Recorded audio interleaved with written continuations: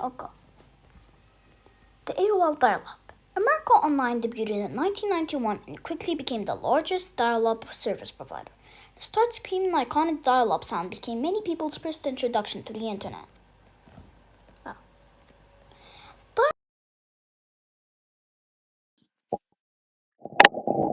Similar to phone conversations, with the dial-up sound serving as a handshake between machines.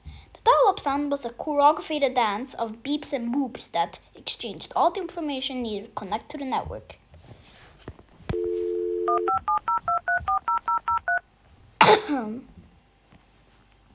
First website.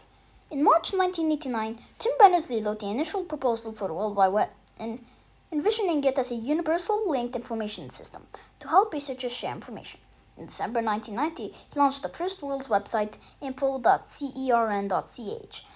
This site featured details about the www project, including an explanation of hypertext and instructions for setting up a web server.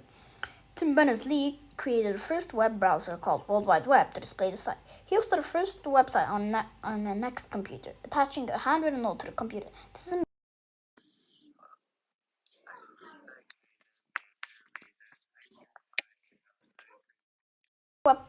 one of the very first photos uploaded to the World Wide Web was of Les Horribles Cernettes, an all-female band founded by employees at CERN.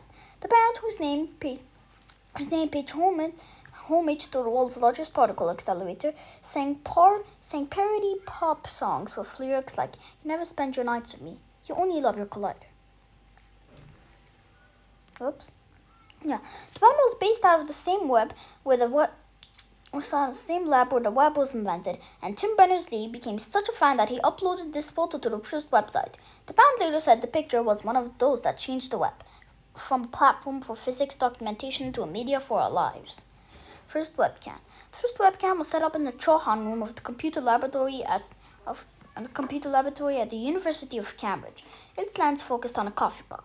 Researchers created the feed so they could check the coffee pot's status without leaving their desks. Finally, a program called X-Coffee had to be downloaded to watch the stream, but in 1990 feed, the black and white feed, which only had a frame rate of 3 frames per minute, was made available on the web. Millions of people ended up watching the coffee maker online throughout the 1990s.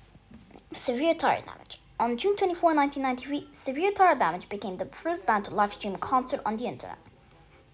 The little-known rock band performed on the patio at Xerox Park, in Palo Alto, California, using the Mabone, which is the Internet Multicast Backbone, to broadcast video that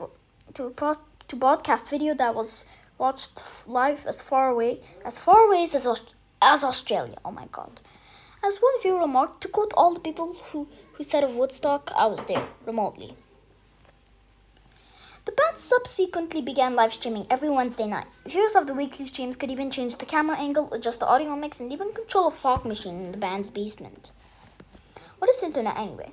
In 1994, on the Today Show, anchors Katie Couric, Bryant Gumbel, and Elizabeth Vargas pondered the nature of the internet, debating what's the meaning of the @ symbol and asking, what is internet anyway? At the time, only 20 million people worldwide were using the internet, with less than half of that being having an email account. Just 10 years after this news segment aired, the number of internet users would reach more than 1 billion. This is it. Back now at 56 past, I wasn't prepared to translate that as I was doing that little tease. Oh, that's that little mark with the A and then the ring around it. At? See, that's what I said. Katie said she thought it was about. Yeah. Oh. But I'd never heard it. I'd never heard it said. I'd always seen the mark, but never heard it said. And then it sounded stupid when I said it. Violence at NBC. What would be around? Whatever. PizzaNet. Launched by Pizza Hut in 1994, PizzaNet was the first online pizza delivery website, and it was only available to those in the Santa Cruz area. It was responsible for one of the first online web purchases, a large pepperoni and mushroom pizza with extra cheese. Despite making a cameo in the 1995 Sandra Bullock movie The Net, PizzaNet grew slowly. After customers ordered food and drinks on the site, the news Pizza Hut would still confirm each one by phone, leading the LA Times to dub an idea as the half-baked, I mean. Justin's Links from the Underground. Created by 19-year-old Justin Hall, Justin's Links from the Underground was one of the earliest blogs. Initially started to post cool links he found online, Justin began sharing intimate details of his life, including stories about his childhood and more. Within a year, the blog had 27,000 daily readers, more than the publication Hotwired, where he was an intern. He became an early internet celebrity and blogged about the struggles of